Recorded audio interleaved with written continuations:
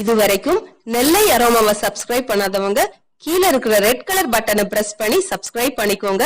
அப்படியே அது பக்கத்துல இருக்க பெல் ஐகானையும் கிளிக் பண்ணிக்கோங்க. நான் எப்ப வீடியோ போட்டாலும் உடனுக்குடனே உங்களுக்கு வந்து சேரும். Welcome to Nellai aroma. இன்னைக்கு நம்ம நெல்லை அரோமால பார்க்க போறது ஒரு ஃபேமஸான ஸ்வீட் பாதுஷா. இந்த பாதுஷா வந்து ரொம்ப டேஸ்டா இருக்கும். அது மட்டும் இல்லாம ரொம்ப இனிப்பும் இல்லாம நல்லா டேஸ்டா இருக்கும். சாப்பிடுறதுக்கு திகட்டாம நல்லா இருக்கும். இந்த பாதுஷா எப்படி செய்யலாம்னு பார்க்கலாம். முதல்ல அந்த பாதுஷாக்கு ஒரு மிக்சிங் பவுல்ல 1.5 கப் மைதா எடுத்துக்கலாம்.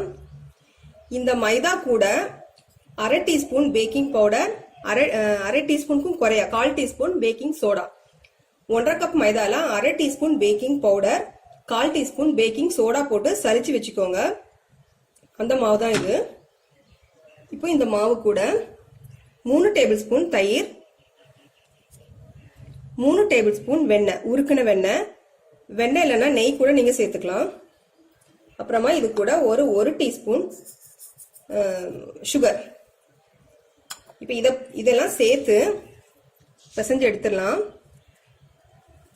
இதை வந்து கொஞ்சமா தண்ணி சேர்த்து பிசைஞ்சுக்கோங்க. இது பத்தலைன்னா தயிர் சேர்த்துருக்கோம், அதனால அதுவே போதும். 3 டேபிள் ஸ்பூன் சேர்த்ததுனால அது பத்தலைன்னா கொஞ்சமா தண்ணி சேர்த்துக்கோங்க. இது வந்து ரொம்ப அழுத்திலாம் பிசையக்கூடாது. அந்த பூரி மாவு, சப்பாத்தி மாவு பிசைகிற மாதிரி கொஞ்சம் மெதுவாக தான் பிசையணும். அதே மாதிரி அது பூரி மாவு மாதிரி அடிச்சு எல்லாம் பிசையக்கூடாது. நல்லா கொஞ்சம் சாஃப்டா பிசைஞ்சு எடுத்துக்கோங்க. லைட்டா தண்ணி ஊத்திக்கலாம்.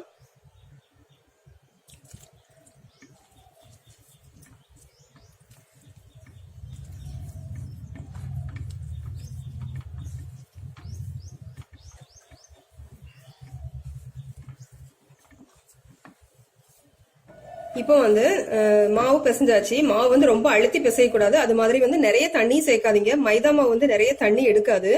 நம்ம தயிர் சேர்த்துருக்கிறதுனால அதை பார்த்து தண்ணி ஆட் பண்ணிக்கோங்க. இப்படி பிரிச்சு பார்க்கும்போது இது மாதிரி லேயர் லேயரா இருக்கணும். அப்பதான் அந்த பாதுஷா வந்து நல்லா உள்ள லேயர் லேயரா வெந்து வரும். சரி, இப்போ இதை வந்து ஒரு 15 நிமிஷம் மூடி வச்சிடலாம். 15 நிமிஷம் மூடி வச்சுட்டு அந்த நேரத்துல நம்ம சுகர் சிரப், சக்கரை பாகு ரெடி பண்ணிடலாம். சக்கரை பாகு ரெடி பண்றதுக்கு ஒரு பேன் அடுப்புல வச்சு அதுல 1 கப் சுகர் சேர்த்துக்கோங்க. 1.5 கப் மாவுக்கு 1 கப் சுகர். இதுல ஒரு 1/4 கப் போல தண்ணி விட்டுட்டு அந்த சுகர் கரைய வச்சிருங்க. சுகர் கரைஞ்சி கொதிச்சு நல்லா அந்த 1 ஸ்டீம் கன்சிஸ்டன்சி வரணும். அந்த பாகு வந்து அந்த ஒரு கம்பி பதத்தை தாண்டக்கூடாது. ஒரு சிறு கம்பி பதம் வந்தா போதும். அப்பதான் பாகு எல்லாம் நல்லா உள்ளே இறங்கும். இப்ப இது கொதிக்கட்டும்.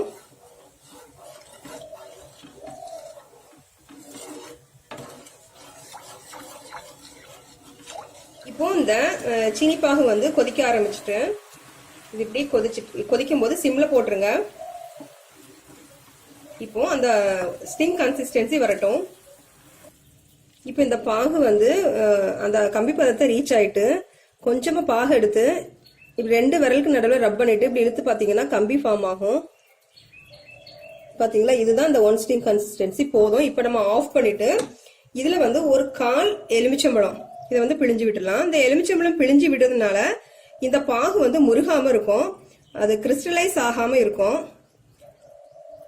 அதுக்காக தான் இந்த எலுமிச்சம்பழம். சரி, இப்போ இதை ஓரமா வச்சிடலாம். வச்சுட்டு நம்ம இந்த பாதுஷாக்களை பொரிச்சு எடுத்துடலாம்.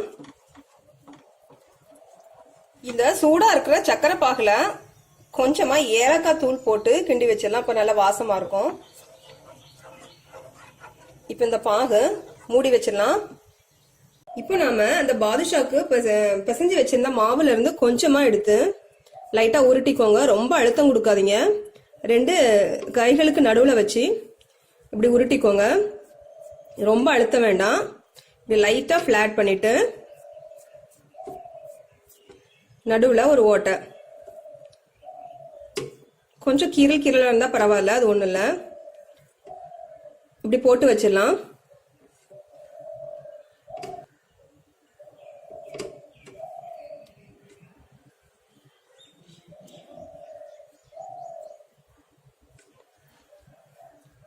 இப்போ நம்ம பாதுஷா எல்லாம் பொரிக்கிறதுக்கு ரெடியா இருக்கு. பொரிச்சு எடுத்துடலாம். அதுக்கு ஒரு ஃப்ரை பேன் அடுப்புல வச்சு அதுல எண்ணெய் விட்டுக்கோங்க.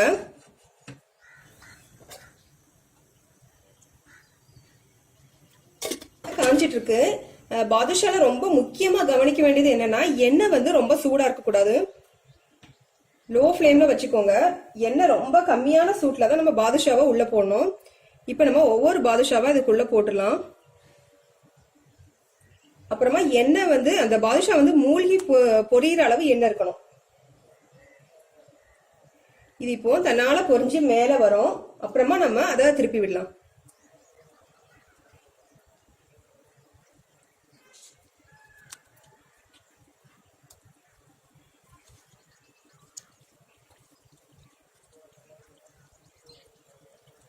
சூடு ஏற ஏற தன்னாலே பொரிஞ்சு மேல வருது.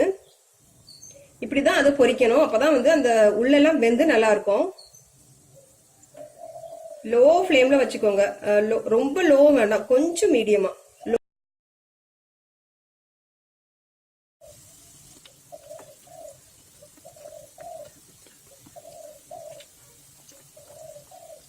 இப்போ ஒரு நல்ல லோ ஃப்ளேம்ல வச்சு பொரிச்சதுக்கு அப்புறமா பாதுஷா எல்லாம் நல்லா வெந்துட்டு நல்லா பொறுமையா பொரிச்சிடுங்க. அப்பதான் நல்லா இருக்கும்.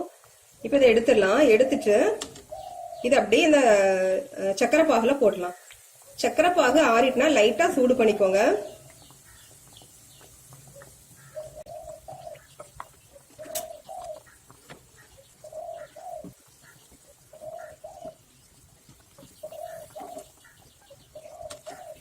சுகர் சிரப்ல போட்ட பாதுஷாக்களை கொஞ்சம் புரட்டி விட்டுக்கோங்க. அந்த சிரப் வந்து நல்லா ஊறட்டும். ஒரு 5 நிமிஷம் இதுல இருந்ததுக்கு அப்புறமா நம்ம வெளியே எடுத்து வச்சிடலாம்.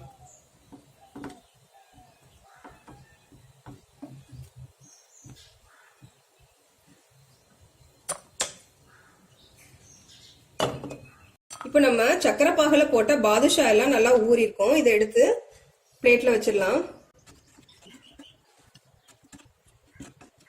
பாதுஷா எல்லாம் அந்த சுகர் சிரப்ல இருந்து எடுத்து வச்சாச்சு. இது நடுவுல கொஞ்சம் அழகுக்காக நட்ஸ் வச்சிடலாம். நான் இன்னைக்கு பாதாமும் முந்திரியும் கொஞ்சமா பொடி பண்ணி வச்சிருக்கேன். இந்த பாதுஷா வந்து ரொம்ப சாஃப்டா நல்லா சக்கரை பாகெல்லாம் உறிஞ்சி நல்லா இருக்கும். கண்டிப்பா இதே மாதிரி நீங்க ட்ரை பண்ணி பாருங்க. ரொம்ப டேஸ்டான பாதுஷா கிடைக்கும். இந்த வீடியோ பிடிச்சிருந்தா லைக் பண்ணுங்க, ஷேர் பண்ணுங்க. நெல்லை அரோமாவுக்கு சப்ஸ்கிரைப் பண்ணுங்க. தேங்க்யூ.